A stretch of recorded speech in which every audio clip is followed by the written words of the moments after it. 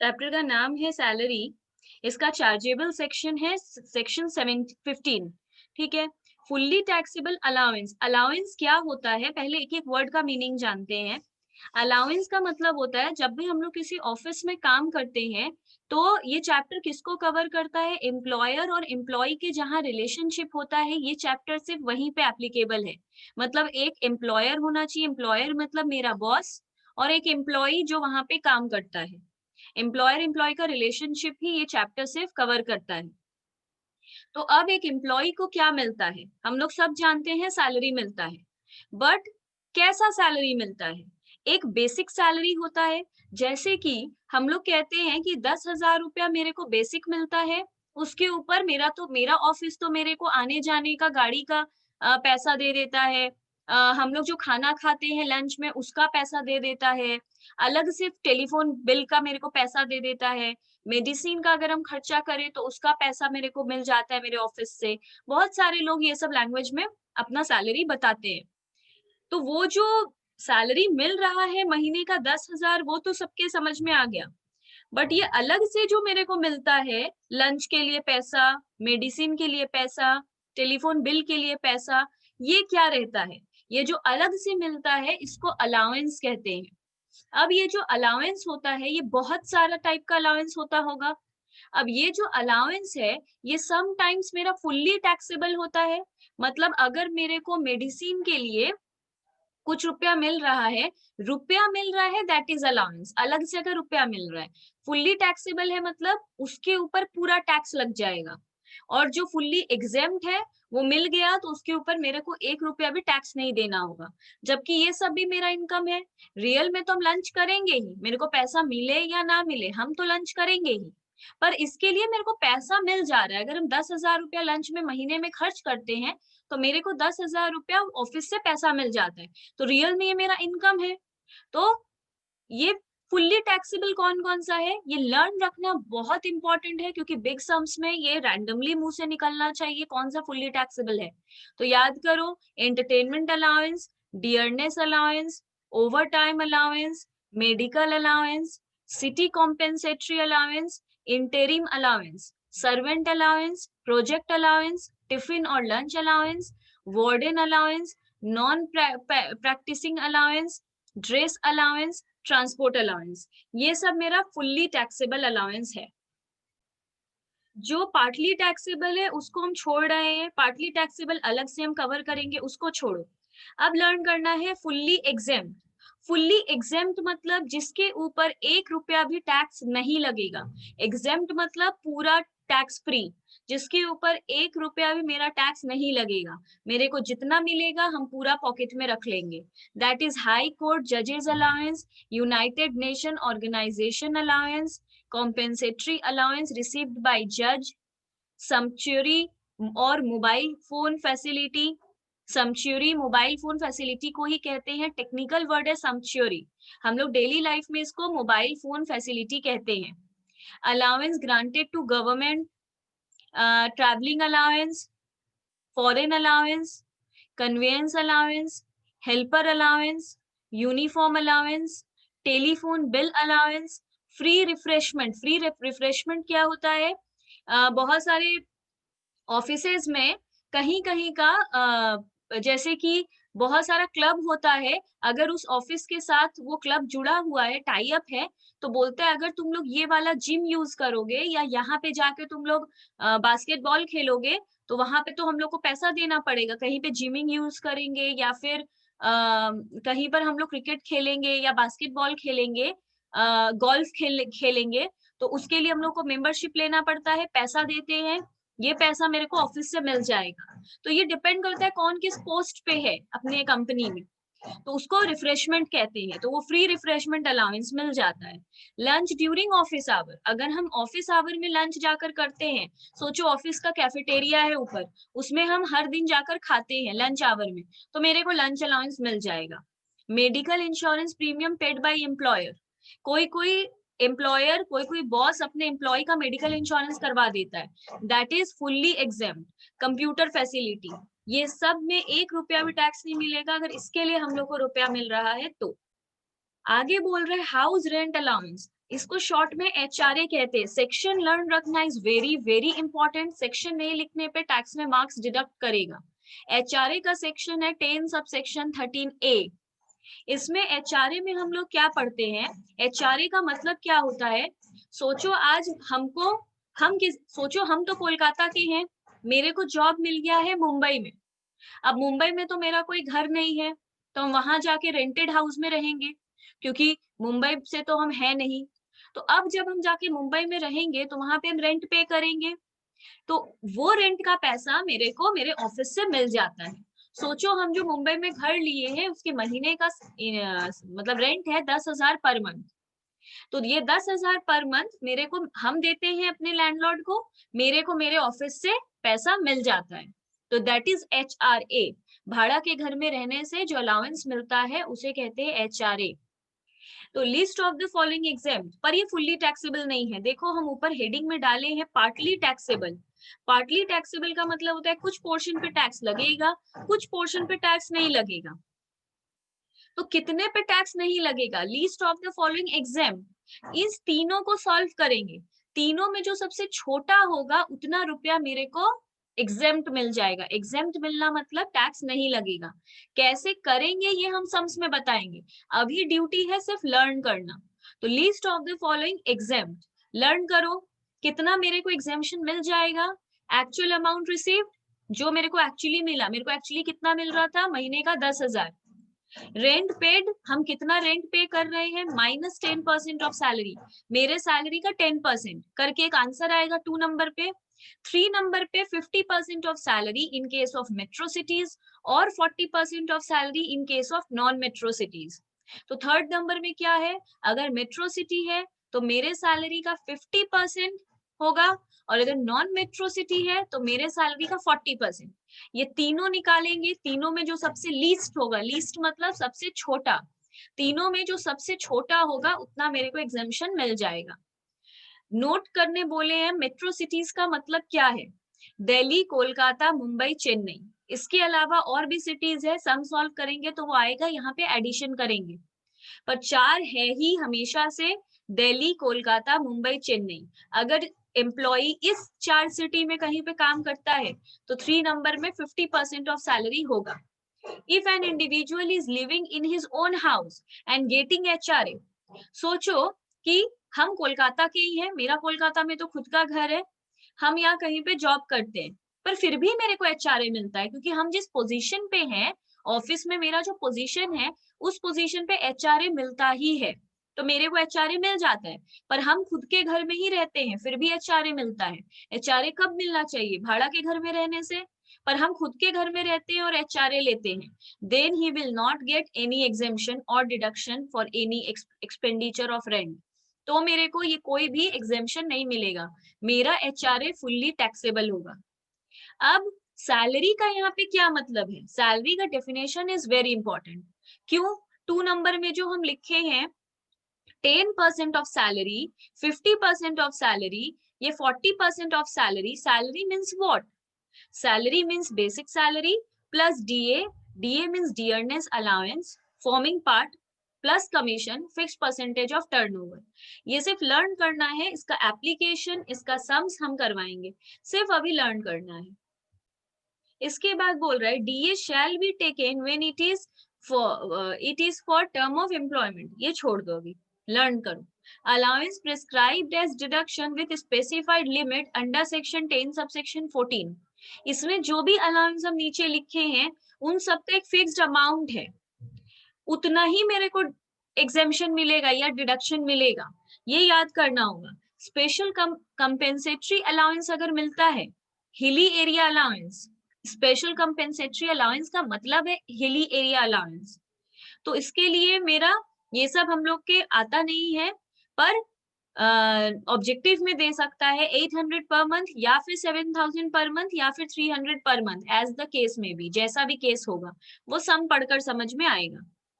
Border area allowance, remote locality allowance, difficult area allowance, disturbed area allowance, जब किसी का posting बहुत dangerous जगह पे हो जाता है ना, जैसे लेह लद्दाख में हो जाए या जम्मू एंड कश्मीर में हो जाए, जहां पे आए दिन लड़ाई झगड़ा होता रहता है, बहुत टेरर का जगह होता है, या आर्मी लोग जहाँ बॉर्डर में रहते हैं उन लोगों को अलग से ये वाला अलाउंस मिलता है। तो ये किसी भी अमाउंट का मिल सकता है, ये लर्न करना होगा। Tribal area allowance, schedule areas allowance, agency area allowance 200 per month मेरे को एग्जेम्पशन मिल जाएगा। Working in any transport system, अगर हम किसी ट्रांसपोर्ट सिस्टम में काम करते हैं तो 70% ऑफ द अलाउंस मेरे को एग्जेम्पशन मिल जाएगा, maximum 10,000 per month. Children education allowance बहुत इंपॉर्टेंट है। चिल्ड्रन एजुकेशन, बच्चों को पढ़ाने के लिए मेरे को पैसा मिल रहा है। कितना एग्जेम्पशन मिलेगा? 100 पर मंथ पर चाइल्ड। अगर मेरे जितने भी बच्चे हो, मेरे को मैक्सिमम 2 बच्चों के लिए 100 पर मंथ पर चाइल्ड मिल जाएगा। Hostel expenditure allowance 300 per month पर चाइल्ड, मैक्सिमम 2 चिल्ड्रन के लिए। ठीक है। अगर कुछ अच्छा कंपेंसेटरी फील्ड, ये सब लर्न करना है। जो मेजर था वो चिल्ड्रन एजुकेशन अलाउंस है, हॉस्टल एक्सपेंडिचर अलाउंस है। ट्रांसपोर्ट अलाउंस अगर ब्लाइंड या डेफ को मिल रहा है या डम्ब को मिल रहा है तो 3200 पर मंथ। अगर नॉर्मल आदमी को मिल रहा है तो फुल्ली एग्जेम्प्ट है, जो फुल्ली टैक्सेबल है, जो यहाँ न्यू ऐड कराए थे, ये तब फुल्ली टैक्सेबल है ट्रांसपोर्ट अलाउंस अगर नॉर्मल पर्सन को मिल रहा है। अगर ब्लाइंड, डेफ या डम्ब को मिल रहा है तो 3200 पर मंथ एग्जेम्प्ट है। अच्छा, पेंशन, पेंशन में कैसा होता है? 10 सबसेक्शन 10A को पेंशन कवर करता है। तो याद करो, पेंशन का सेक्शन है 10 सबसेक्शन 10A। 2 तरीके का एम्प्लॉय होता है, एक गवर्नमेंट एम्प्लॉय, एक नॉन गवर्नमेंट एम्प्लॉय। 2 तरीके का पेंशन मिलता है, एक गवर्नमेंट एम्प्लॉय को 2 तरीके का पेंशन मिलता है, एक कम्यूटेड पेंशन, एक अनकम्यूटेड पेंशन। पेंशन क्या होता है? जो जनरली हम जानते हैं हमें रिटायरमेंट के बाद मिलता है।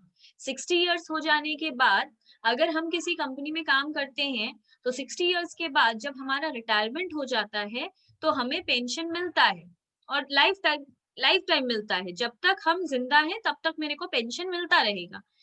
कितना भी अमाउंट का डिसाइड होता है मेरा सैलरी के बेसिस पे। से सपोज मेरे को 10,000 पर मंथ पेंशन मिलता है, ठीक है। हम कौन है? हम गवर्नमेंट एम्प्लॉय है। अब 2 तरीके का पेंशन होता है, एक कम्यूटेड पेंशन, एक अनकम्यूटेड पेंशन। कम्यूटेड पेंशन होता है जो हम पेंशन एक बार में ले लेते हैं। अनकम्यूटेड पेंशन का मतलब होता है मंथली पेंशन। मतलब सोचो मेरे को महीना महीना 10,000 रुपया पेंशन आता है, हम 60 इयर्स के हैं और मेरे को महीने का 10,000 पर मंथ मेरे को पेंशन मिलता है। पर हम सोच रहे हैं कि मेरे को इतने रुपए का कुछ काम ही नहीं है महीने का, मेरा काम तो 4,000 रुपए में हो जाता है। फालतू में 10,000 रुपया पर मंथ आ रहा है, वो वेस्ट हो रहा है, इधर उधर खर्च हो जाता है।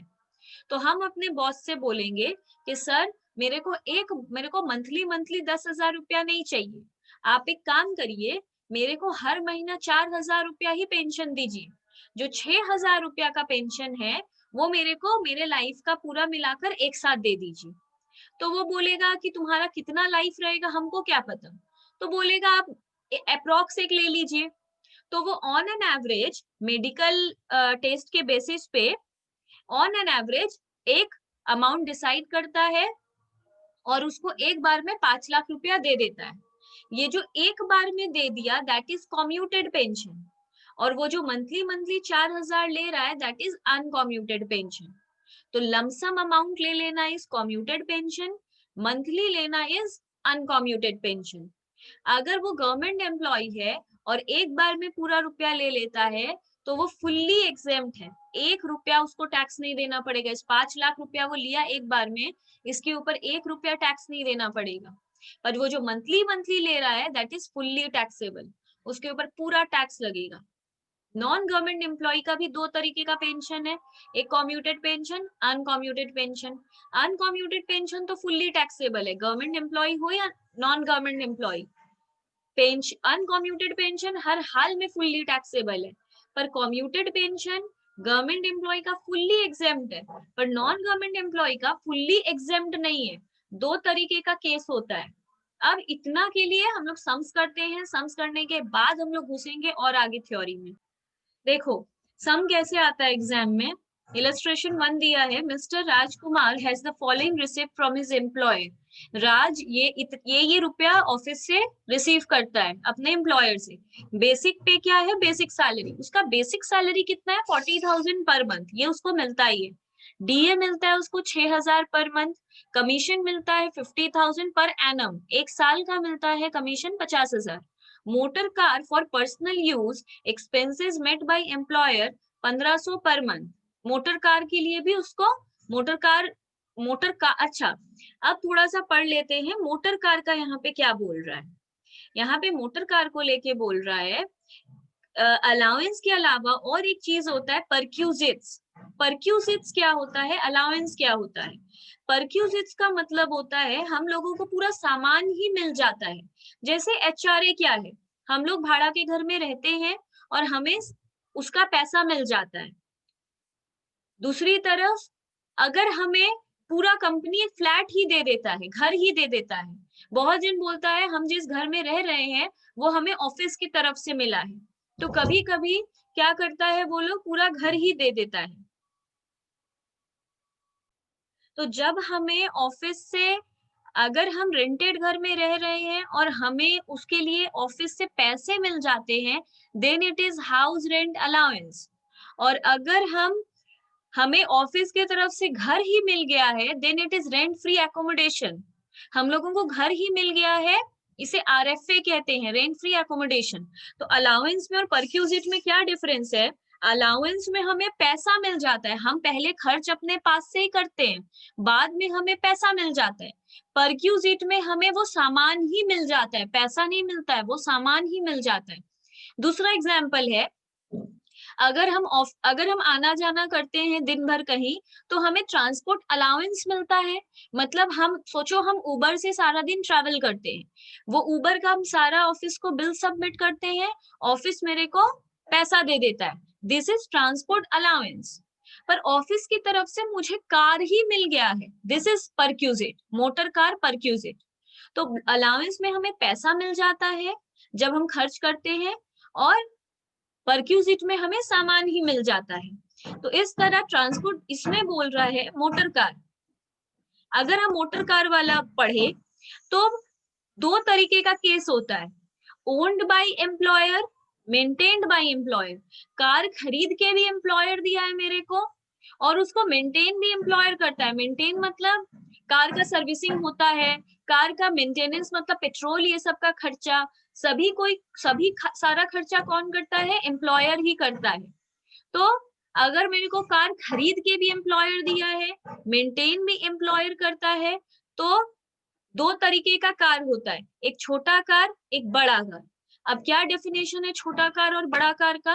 छोटा कार होता है 1.6 लीटर से मतलब जो कम है। जो कार 1.6 लीटर से कम का होता है दैट इज स्मॉल कार। और जो कार 1.6 लीटर होता है या फिर उससे ज्यादा का होता है तो उसको कहते हैं बड़ा कार। तो और भी इसका क्या लैंग्वेज है? 1600 सीसी का कार, 20 एचपी का कार।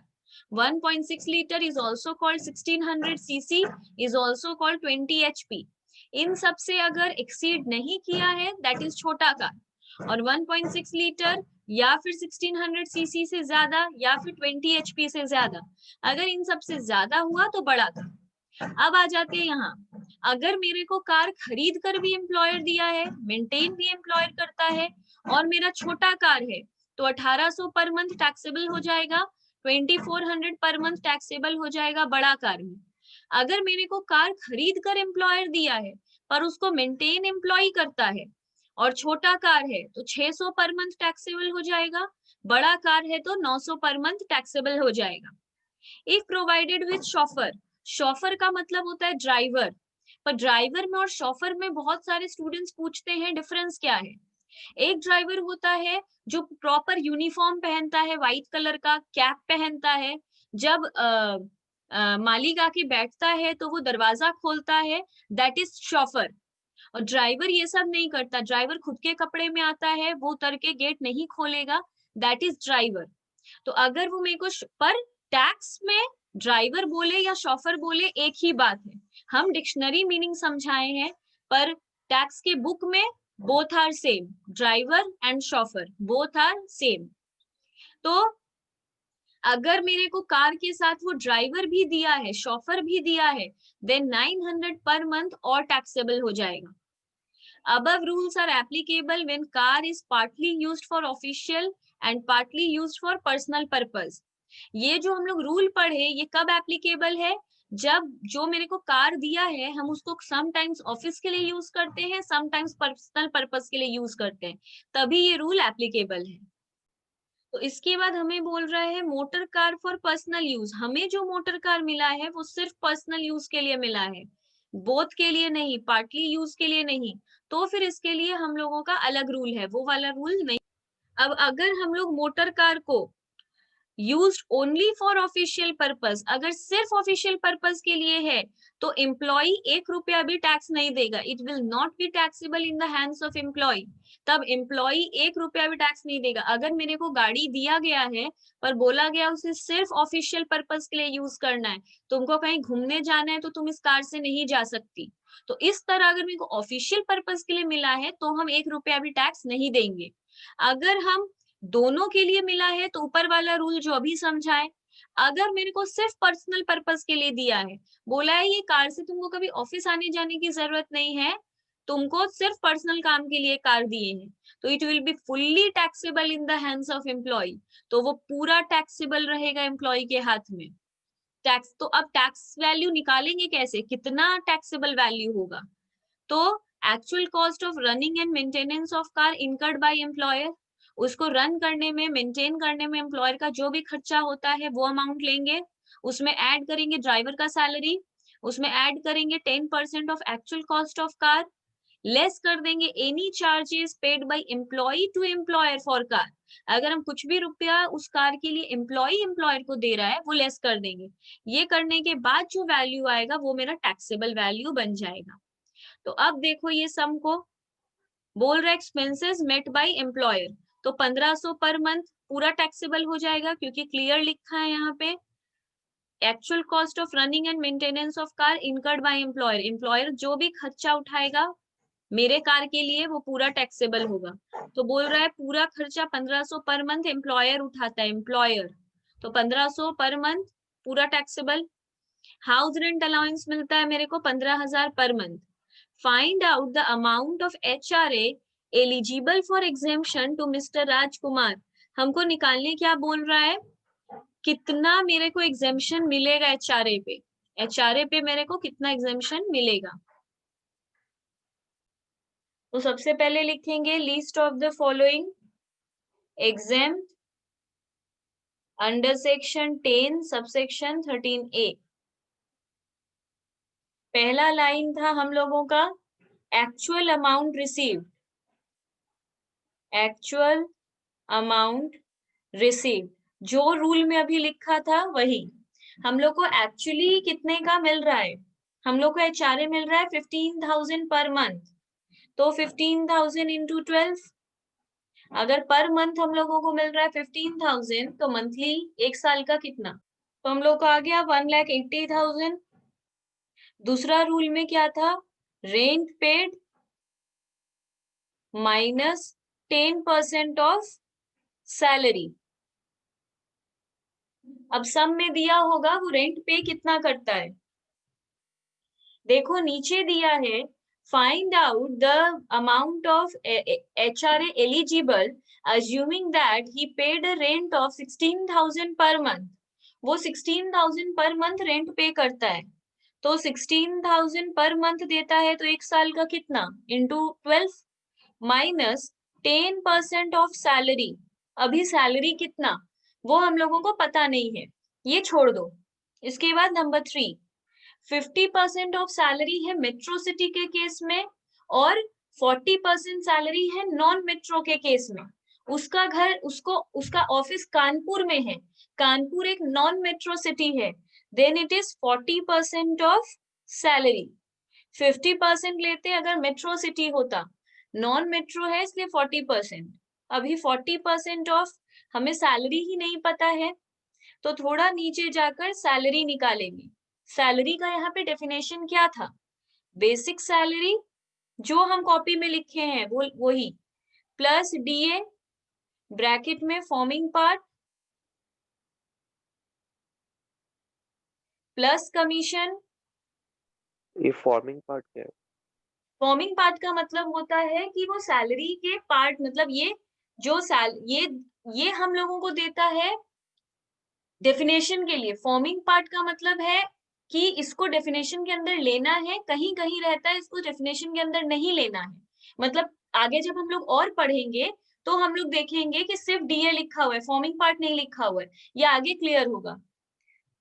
और जब आगे करेंगे तो कमीशन ब्रैकेट में लिखेंगे fixed percentage of turnover.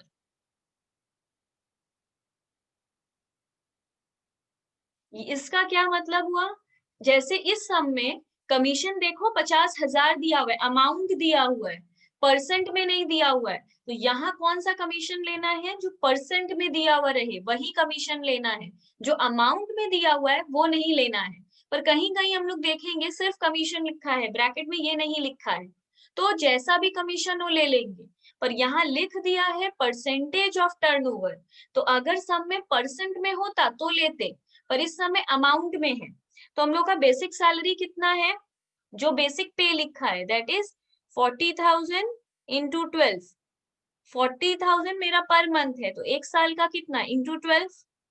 DA के लिए देखो यहाँ कुछ नहीं लिख रहा है कि डीए मेरा फॉर्मिंग पार्ट है या नहीं, बट सम के एकदम लास्ट लाइन में देखो DA forms part of salary for retirement benefit, लिख दिया है ये पार्ट है सैलरी का। तो अगर लिख दिया है नीचे तो यहाँ पे डीए हम लोग लेंगे, दैट इज 6,000 पर मंथ के लिए 12। अगर नीचे लिख दिया है ये फॉर्मिंग पार्ट है तो ही हम लोग ले रहे हैं, कमीशन नहीं लेंगे। क्यों नहीं लेंगे, क्योंकि यहाँ पे 50,000 दे दिया है अमाउंट में, परसेंट में नहीं दिया है, पर बोल रहा है परसेंट में लो, इसलिए हम लोग नहीं ले रहे। तो टैक्स में जितना वर्ड लिखा है सिर्फ फोकस करके अपने वही लेंगे। 72,000 तो आ जाएगा 552,000 रुपीज, ये हम लोग का आ गया। अब यहाँ पे सैलरी कितना आया है 552,000, तो यहाँ पे हम लोग लेंगे, आ गया। अब इसका 40% 220800, और इसको सॉल्व कर लो। 16,000 इंटू 12 1,92,000 माइनस 552,000, इसका 10%, तो यहाँ आ गया 136800। अब बोला लीस्ट जो है उतना ही एग्जेम्पशन मिलेगा, तीनों में सबसे छोटा कौन सा है, ये वाला, तो हम लोग को एग्जेम्पशन कितना मिलेगा, इतना। तो ये है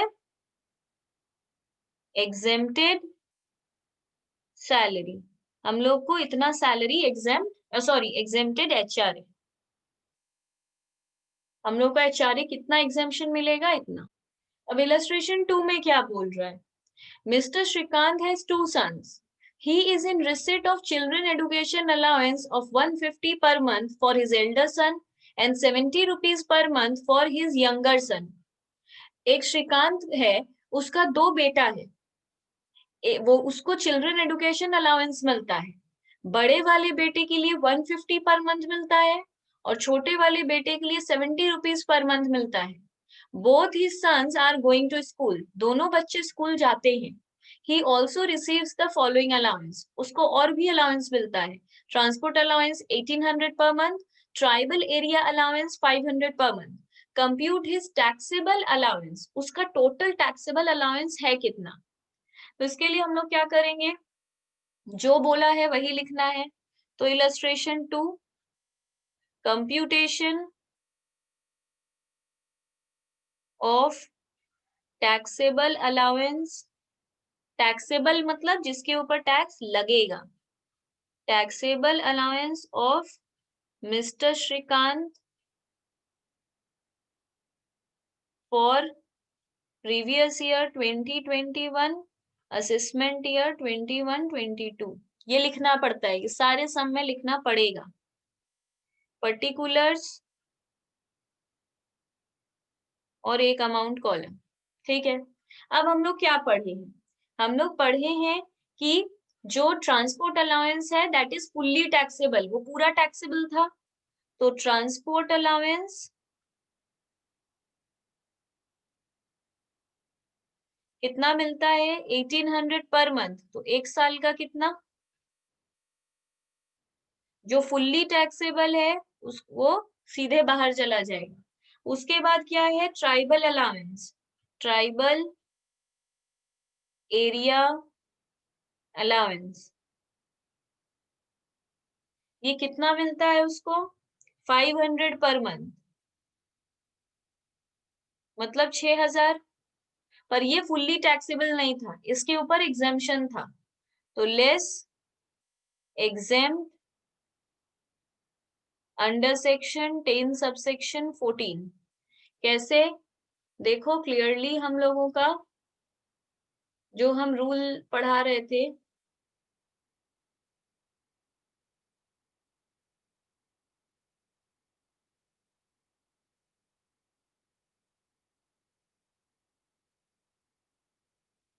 देखो यहाँ पे था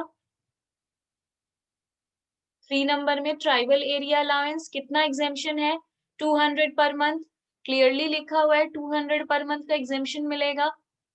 तो हम लोग दे देंगे 200 पर मंथ, और सेक्शन क्या है ऊपर? 10 सब सेक्शन 14। तो वही चीज यहाँ पे कर रहे हैं। कितना एग्जेम्पशन है? 200 पर मंथ, मतलब इतना एग्जेम्पशन मिल जाएगा। तो टैक्स कितने पे लगेगा? सिर्फ 3600 पे। 6000 मेरे को अलाउंस मिलता है, 2400 रुपये हम पूरा पॉकेट में रख सकते हैं, 1 रुपया भी इसके ऊपर टैक्स नहीं देना होगा, बाकी इसके ऊपर टैक्स देना पड़ेगा।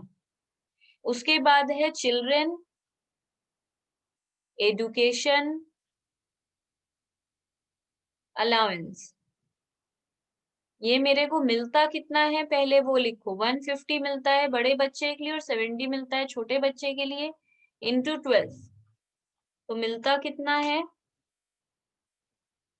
2640। इतना मेरे को मिलता है। Less exempt under section 10 subsection 14। Exemption कितना मिलता है? 100 रुपीज पर मंथ पर चाइल्ड।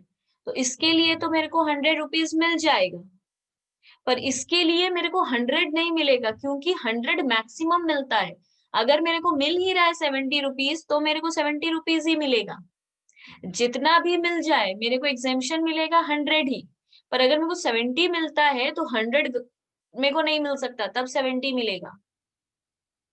तो 170 इंटू 12, मेरे को 2040 का एग्जेम्पशन मिल जाएगा। दैट इज 600 टैक्सेबल होगा। तो टोटल टैक्सेबल कितना है? 21,600, 3600 एंड 600, दैट इज 25,800। ये है मेरा टैक्सेबल अलाउंस।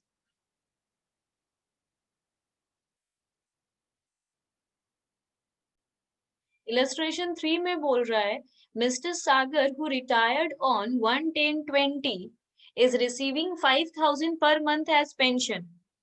सागर रिटायर कब हुआ है? 1 अक्टूबर 2020 में, और पेंशन कितना मिलता है उसको? 5,000 पर मंथ।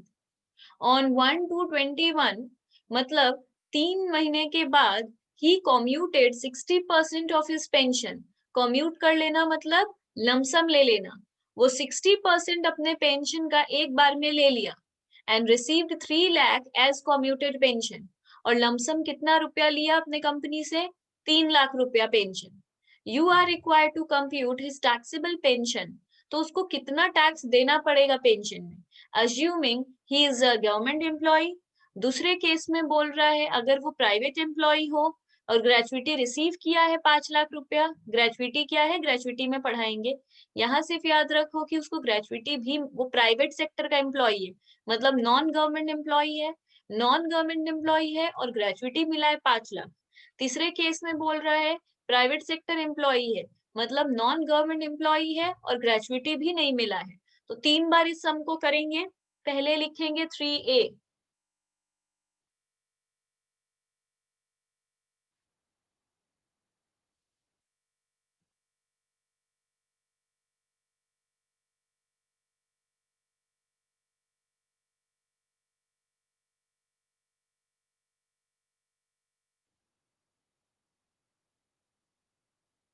अगर वो गवर्नमेंट एम्प्लॉय है तो क्या होगा?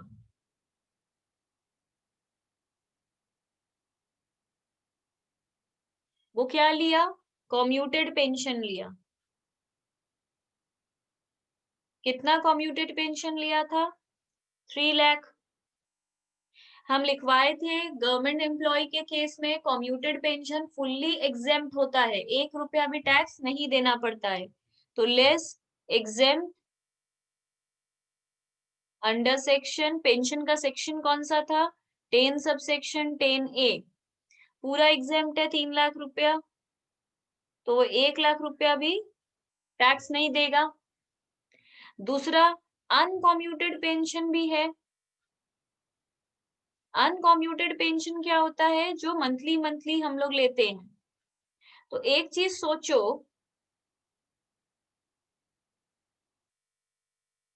उसका मंथली पेंशन कितना था? 5000 पर मंथ। कब से मिल रहा था उसको? 1/10/20 से। इस दिन से उसको मिल रहा था। वो इसका 60% कम्यूट करवा लिया, मतलब 60% एक बार में ले लिया, तो 40% आज भी मंथली लेता होगा, अनकम्यूटेड होगा। तो 5000 का 40% कितना होता है? 2000 पर मंथ। 5000 का 40% 2000 होता है।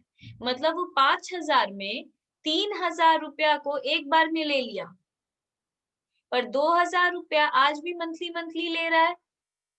ठीक है, तो इतना तो अनकम्यूटेड है। अब बोल रहा है अनकम्यूटेड कितना है? 2000 इंटू 12 नहीं, कितना? अच्छा, अब देखो, वो ये सब वो कब किया? 1 फेब को किया। मतलब अक्टूबर वो पूरा 5000 लिया, नवंबर वो पूरा 5000 लिया, दिसंबर वो पूरा 5000 लिया, जनवरी में वो पूरा 5000 लिया। मतलब 5000 वो 4 महीने तक तो पूरा ही लिया मंथली मंथली, मतलब 20,000 रुपया। फॉर 1 फेब और मार्च, मार्च में हम लोग का साल खत्म हो जाता है, 2 महीना वो 2000 करके लिया, मतलब 4000 लिया। तो वो मंथली कितना लिया है? 24,000। तो यहाँ पे अनकम्यूटेड पेंशन कितना है? 24,000। अगर ब्रैकेट में लिखना है तो ये लिख लेंगे, 5000 इंटू 4 प्लस 2000 इंटू 2। तो हम लोग का ये आ जाएगा। अनकम्यूटेड पेंशन गवर्नमेंट एम्प्लॉय का भी फुल्ली टैक्सेबल है, तो ये तो फुल्ली टैक्सेबल है, तो उसका टैक्स कितना लग रहा है? 24,000 पे। इसके बाद दूसरा केस बी में हम लोग को दिया है कि वो नॉन गवर्नमेंट एम्प्लॉय है और ग्रेजुइटी भी रिसीव किया है, तो हेडिंग देना पड़ेगा एग्जाम में, he is a non government employ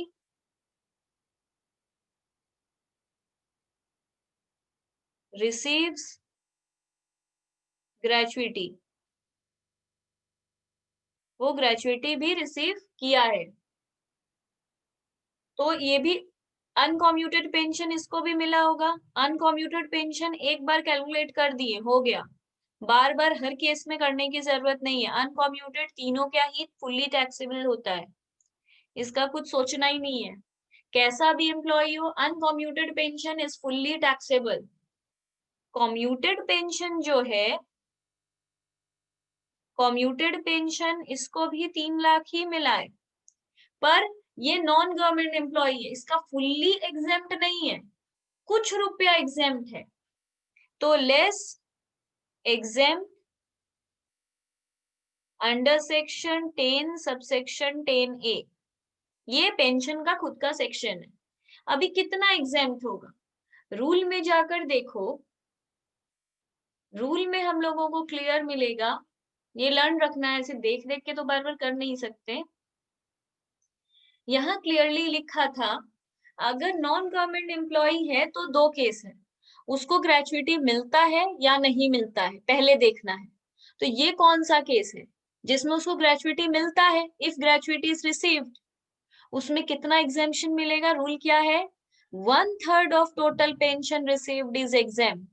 तो लर्न रखना होगा, अगर नॉन गवर्नमेंट एम्प्लॉय है और वो पेंशन कम्यूट कर लेता है, मतलब एक बार में ले लेता है, तो फिर वो ग्रेचुइटी रिसीव करता है, तो 1/3 of total pension received is exempt.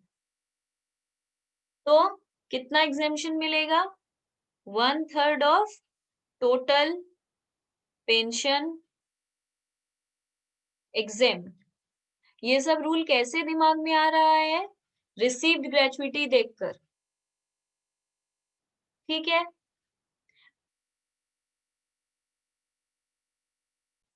अब यहाँ पे टोटल पेंशन से क्या मतलब है? टोटल पेंशन अगेन निकालना पड़ेगा। कैसे निकालेंगे देखो, जब वो कॉम्यूट कितना किया, 2000 वो मंथली लेता है, तो 3000 रुपया पर मंथ को वो कॉम्यूट किया है। 5000 का 60% 3000, वो इसको कॉम्यूट किया है। तो 3000 को वो कॉम्यूट किया तो उसको 3 लाख रुपया मिला। मतलब वो 3000 पर मंथ को एक बार में ले लिया तो उसको 3 लाख रुपया मिला। अगर वो एक को करता तो कितना मिलता? 3 लाख बाई 3000। वो अगर पूरा 5000 को एक बार में ले लेता, मंथली रखता ही नहीं, तो उसको कितना मिलता? इतना। 3000 कॉम्यूट करने पे 3 लाख मिला, तो पूरा 5 लाख कॉम्यूट कर लेता तो कितना मिलता? 5 लाख।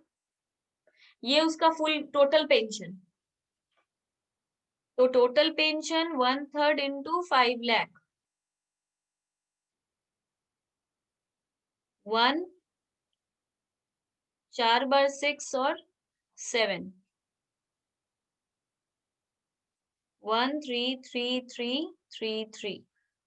तो इतना कॉम्यूटेड पेन अनकॉम्यूटेड टैक्सेबल हुआ, इतना अनकॉम्यूटेड टैक्सेबल हुआ। टोटल टैक्सेबल कितना हुआ? 109,333।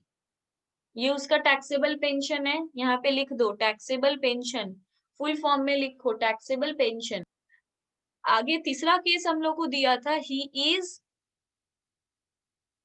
अ नॉन गवर्नमेंट एम्प्लॉय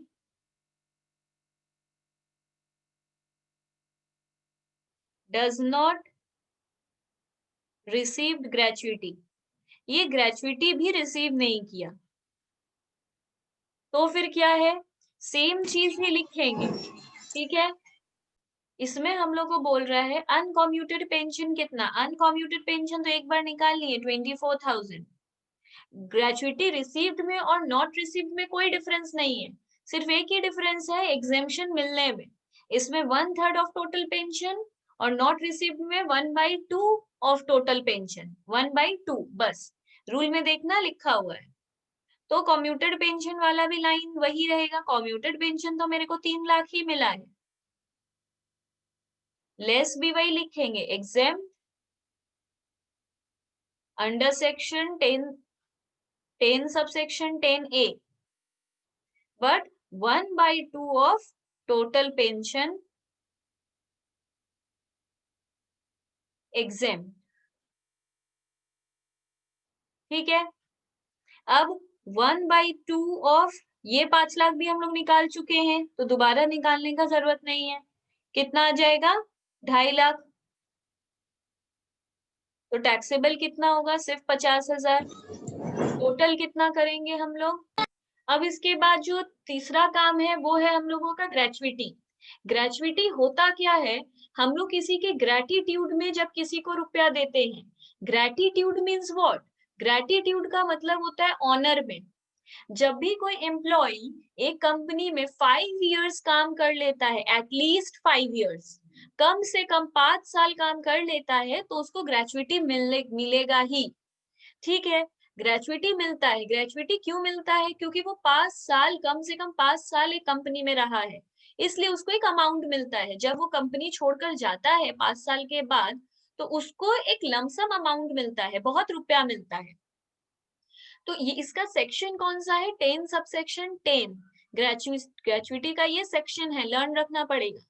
अब कुछ लोग दो तरीके से ये ग्रेचुइटी का पैसा उठाते हैं, received during employment, received after retirement. Retirement के बाद मिलेगा ये तो सबको पता है, जब हम कंपनी छोड़कर जाएंगे मेरे को एक लमसम रुपया मिल जाएगा, दैट इज ओके।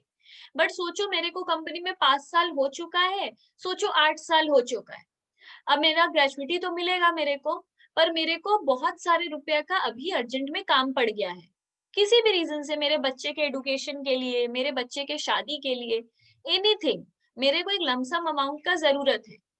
तो हम क्या करेंगे, अपने ऑफिस में जाके बात करेंगे और बोलेंगे मेरा ग्रेचुइटी का पैसा मेरे को अभी दे दीजिए। हम जॉब छोड़े नहीं है, पर ग्रेचुइटी का पैसा अभी उठा लिए हैं। तो इसको कहते हैं रिसीव्ड ड्यूरिंग एम्प्लॉयमेंट। हम जॉब कर रहे हैं तभी पैसा उठा लिए। एक होता है रिटायरमेंट के बाद मेरे को मेरा पैसा मिल जाएगा। अगर हम एम्प्लॉयमेंट के टाइम पे ही पैसा उठा लेंगे, that gratuity is fully taxable, चाहे वो गवर्नमेंट एम्प्लॉय हो या नॉन गवर्नमेंट एम्प्लॉय हो, हर हाल में दोनों का पूरा टैक्स लग जाएगा। पर अगर हम रिटायरमेंट के बाद उठाएंगे और गवर्नमेंट एम्प्लॉय है तो फुल्ली एग्जेम्प्ट है, 1 रुपया भी टैक्स नहीं लगेगा।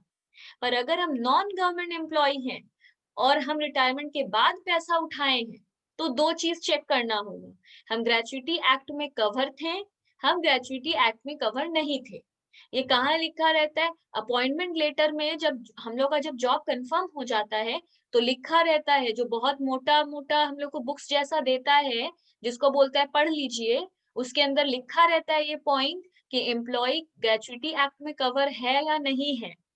मिलता दोनों हाल में है, पर वो कवर है या नहीं ये उसके अपॉइंटमेंट के बुक में लिखा रहता है। तो ये रूल याद करना होगा, एग्जेम्पशन रूल अलग है, एग्जेम्पशन तो मिलेगा, पर कैसे मिलेगा ये रूल अलग है। अगर कोई ग्रेचुइटी एक्ट में कवर है तो least of the following exam, तो इन तीनों को कैलकुलेट करेंगे, तीनों में जो सबसे छोटा होगा उतना एग्जामेशन मिल जाएगा। कितना, कैसे, एक्चुअल अमाउंट रिसीव्ड, दूसरा है 15/26 into last drawn salary into number of completed years of service और part thereof in excess of 6 months. तीसरा है मैक्सिमम स्टैंडर्ड लिमिट है 20 लाख, 20 लाख याद रखना होगा। सैलरी का मतलब इसमें क्या है, बेसिक सैलरी प्लस डीए। तो याद रखो, कवर्ड अंडर ग्रेचुइटी एक्ट में सैलरी का मतलब है बेसिक सैलरी प्लस डीए, कैसा भी डीए हो ले लेंगे, कमीशन नहीं है इसमें।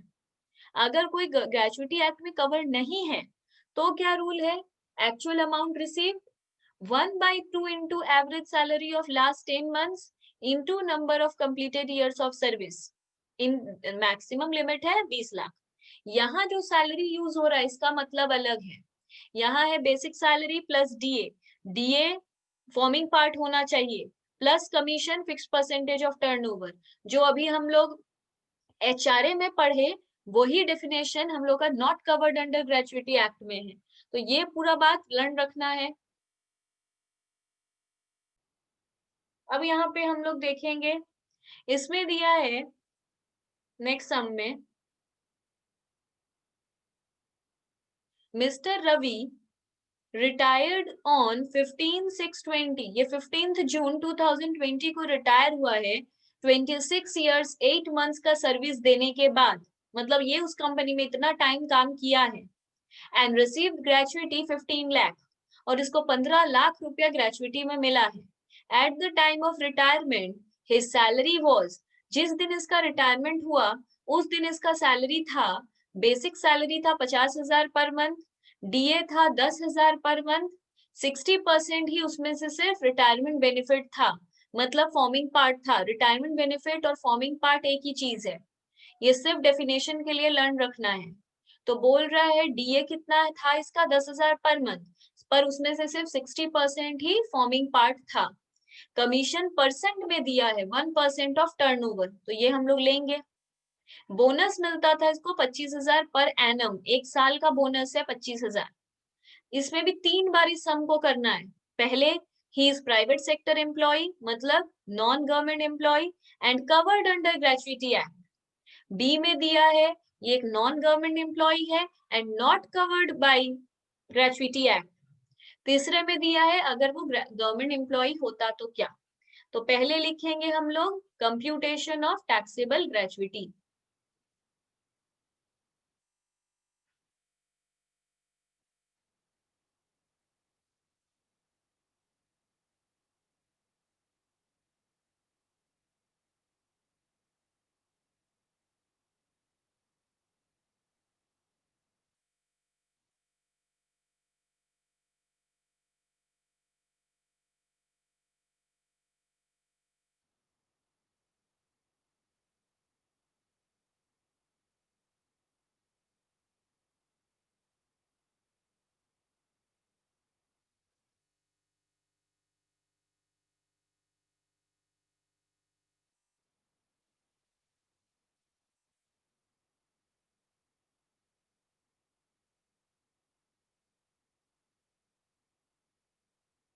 अच्छा, ऊपर केस लिखना भूल गए, केस लिख दो।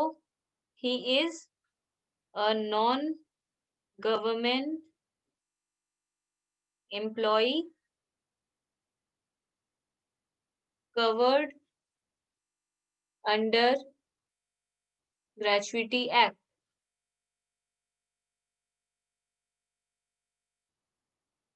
सिर्फ जो लिखा है रूल याद रखना है, सम करना है। तो पहले लिखेंगे gratuity receive,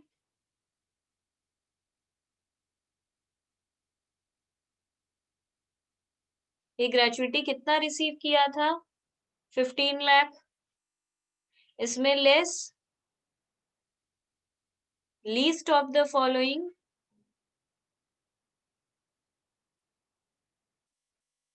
exempt under section 10 subsection 10। इसमें क्या था, वन में एक्चुअल अमाउंट रिसीव्ड,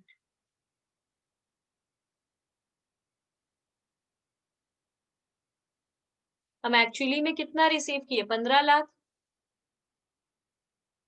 दूसरे में क्या बोला है, ये कवर्ड अंडर ग्रेचुइटी एक्ट है, कवर्ड है मतलब 15/26 वाला लेंगे, 15/26 into last drawn salary into number of completed years of service. Exam में पूरा ऐसे करके आना है जैसे हम कर रहे हैं, और part thereof in excess of 6 months।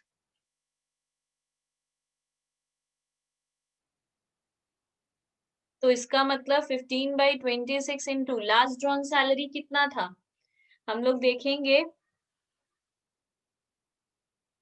Last drawn salary clearly बोला है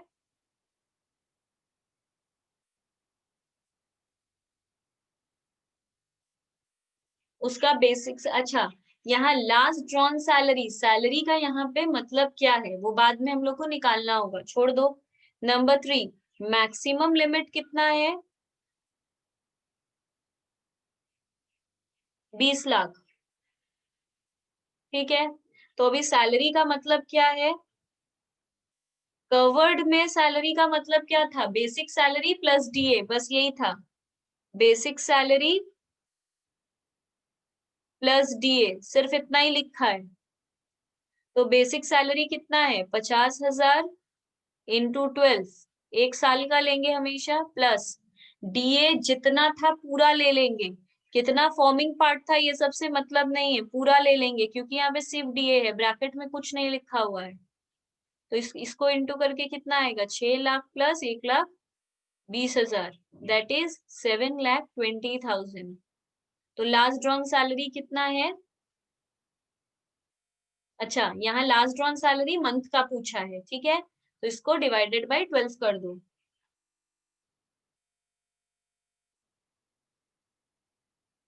या अगर प्रॉब्लम हो रहा है तो मंथली सैलरी निकाल लो।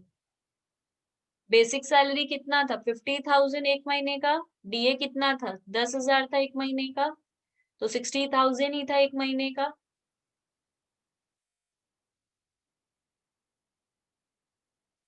अब इसका क्या मतलब है, number of completed years of service, वो कितना साल काम किया, 26 ईयर्स काम किया, पर लिखा है और part thereof in excess of 6 months, अगर वो 6 महीने से ज्यादा काम किया है तो उसको भी पूरा एक साल ले लो।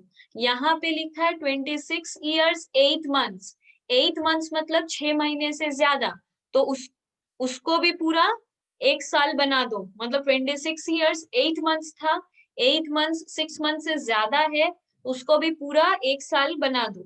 तो 15/26 into 60,000 into 27, that is 934615।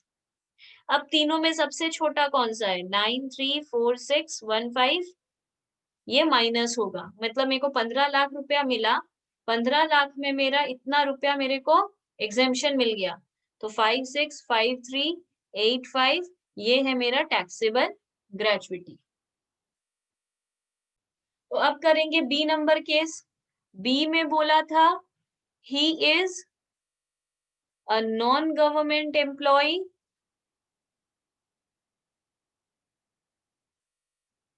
And not covered under gratuity act. वो ग्रेचुइटी एक्ट में कवर नहीं है।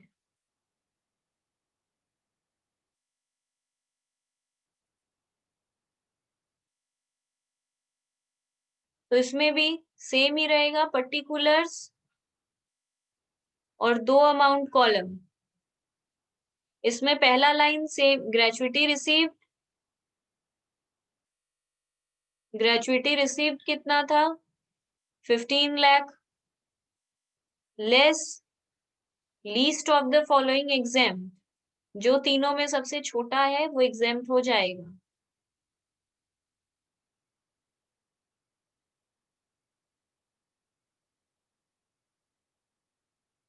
पहला कितना था? एक्चुअल अमाउंट रिसीव्ड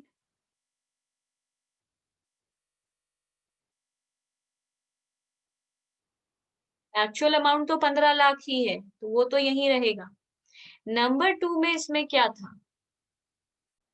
नंबर 2 में था इसमें 1/2 into average salary of last 10 months. ये हम लोग को लर्न रखना है। Average salary of last 10 months into number of completed years of service। इसमें ये पार्ट देयर ऑफ ये सब नहीं लिखा हुआ है, जाके रूल को देखना, इसमें कुछ नहीं लिखा है, सिर्फ इतना ही लिखा है। तो 1/2 into average salary of last 10 months मतलब यहाँ पे सिर्फ लास्ट 10 months का लेना है। ये कितने मंथ का है? 12 मंथ का है। तो इसका हम लोग को सिर्फ 10 months का ही लेना है और नहीं ले सकते। ठीक है, तो इसका कितना आएगा? अच्छा, ये वाला नहीं, इसका सैलरी का खुद का डेफिनेशन है, तो फिर से सैलरी निकालना होगा। निकालेंगे। मैक्सिमम लिमिट कितना है?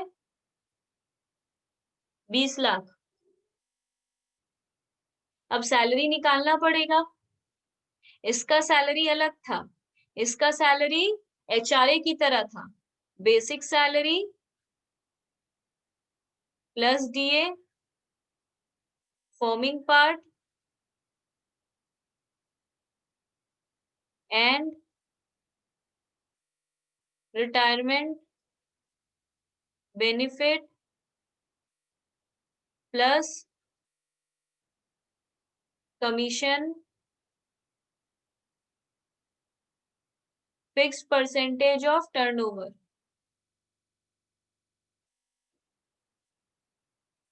याद रखना होगा सैलरी का डेफिनेशन कब किस में क्या है। तो बेसिक सैलरी तो अपने को पता ही था, 50,000 पर मंथ था, तो इंटू 12। यहाँ पे डीए पूरा नहीं लेना है, सिर्फ जितना फॉर्मिंग पार्ट या रिटायरमेंट बेनिफिट है उतना ही लेना है। यहाँ क्लियरली लिख दिया था सिर्फ 60% ही रिटायरमेंट बेनिफिट का था, तो 10,000 डीए दिया है सब में, उसका हम लोग सिर्फ 60% ही लेंगे और इंटू 12 कर देंगे। Commission fixed percentage of turnover में बोला है, तो कितना परसेंट दिया है? 1% दिया है टर्नओवर का।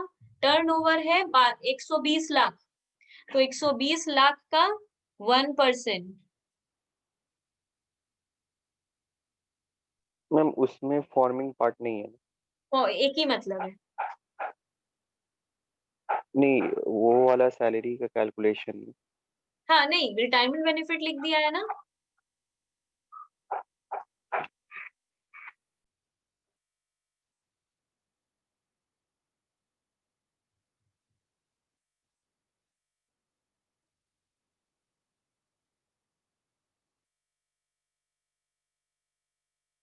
तो इसका सैलरी मेरा कितना आया?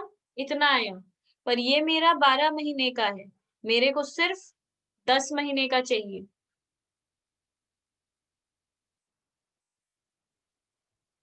इसमें हम लोग को बोल रहा है कि 6,60,000 हम लोगों का इसको सॉल्व करके आ गया। ये क्यों किए? क्योंकि average salary of last 10 months बोला है, तो ये अगर 12 महीने का है तो 10 महीने का कितना 6,60,000, बट ये पूरा 10 महीने का है। एवरेज सैलरी ऑफ 10 मंथ्स मतलब एक महीने का सैलरी, तो इसको डिवाइडेड बाय 10 करेंगे तो एक महीने का सैलरी 66,000 है। ये तो हम लोग पहले लाए 10 मंथ्स का सैलरी कितना, पूरा 10 मंथ्स में उसको 6,60,000 मिला होगा, पर एवरेज बोल रहा है, एवरेज मतलब एक महीने का कितना, तो एक महीने का 66,000, तो यहाँ पर हम लोग बैठाएंगे 66,000। अब देखो number of completed years of service, वो जितना साल कंप्लीट किया है सिर्फ उतना लेंगे, महीना का किया है तो पूरा इग्नोर करेंगे, तो 8 मंथ्स पूरा इग्नोर करेंगे, सिर्फ कंप्लीटेड इयर्स लेंगे 26 इयर्स। अब इसको सॉल्व करेंगे तो आ जाएगा 8,58,000। अब तीनों में सबसे छोटा कौन सा है, 8,58,000, तो इतना मेरे को एग्जेम्पशन मिल रहा है, तो टैक्स कितने पे लगेगा, 15 लाख में 858,000 अगर एग्जेम्प्ट है तो 642,000 पे मेरे को टैक्सेबल ग्रेचुइटी हो जाएगा। इसके बाद हम लोगों का सी केस था, that is he is a government employee. अगर गवर्नमेंट एम्प्लॉय है तो उसके लिए gratuity received is fully exempt, तो लिख देंगे gratuity received by a government employee is fully exempt under section 10 subsection 10 because he received gratuity after retirement.